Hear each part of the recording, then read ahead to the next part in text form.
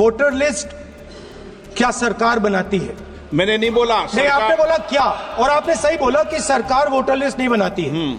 ओम बिरला ने बोला और राहुल गांधी ने माना। शायद ही ऐसा नजारा आपको लोकसभा में देखने को मिलता हो, लेकिन सोमवार को ऐसा हुआ। बजट सत्र का दूसरा चरण सोमवार से शुरू हो गया है और ये 4 अप्रैल तक चलेगा। इस दौरान सोमवार को लोकसभा में नेता विपक्ष राहुल गांधी ने वोटर लिस्ट में गड़बड़ी का आरोप लगाते हुए इस मुद्दे पर चर्चा की मांग की। उन्होंने कहा कि कई राज्यों में वोटर लिस्ट पर सवाल उठे हैं, इसलिए संसद में चर्चा होनी चाहिए। उन्होंने कहा कि सरकार वोटर लिस्ट नहीं बनाती है, ये तो सबको पता है, लेकिन सवाल उठ रहे हैं तो अच्छा होगा कि संसद में इस विषय पर चर्चा हो।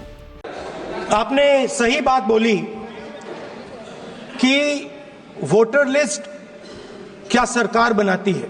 मैंने नहीं बोला नहीं, आपने बोला क्या, और आपने सही बोला कि सरकार वोटर लिस्ट नहीं बनाती है।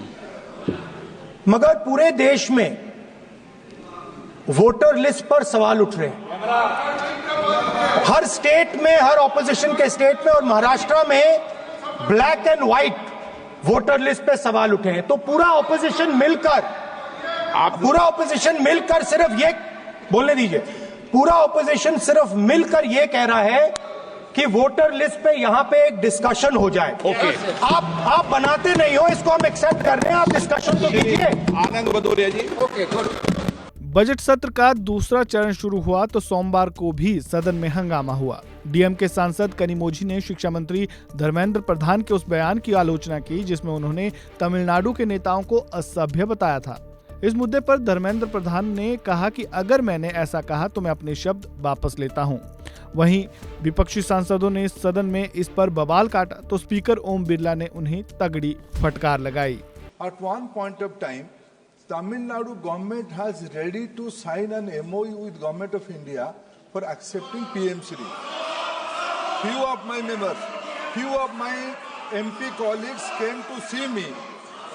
They came to the honorable member who raised the question.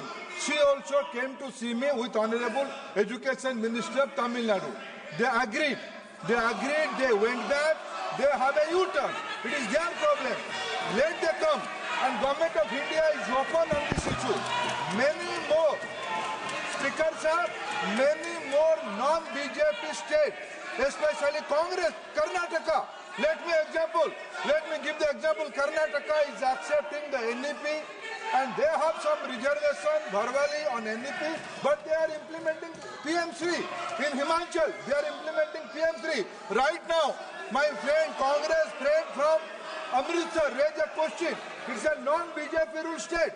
The same Tamil Nadu state, Government of India is giving financial allocation to PM portion.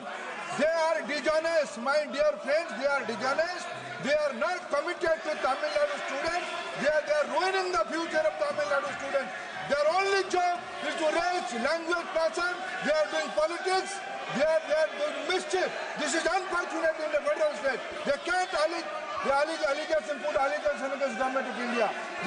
आपके माननीय सदस्यों को मैं प्रश्न बोलने का मौका दिया, आप मंत्री जी का जवाब सुनो, लेकिन ये तरीका ठीक नहीं है आपका कि आप पीठ इच्छी करके मंत्री जी से नीचे सदन पे जवाब तलब करो।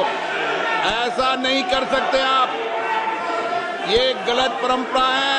इस वीडियो में फिलहाल इतना ही। खबरों से जुड़े ताजा अपडेट के लिए बने रहें वन इंडिया हिंदी के साथ।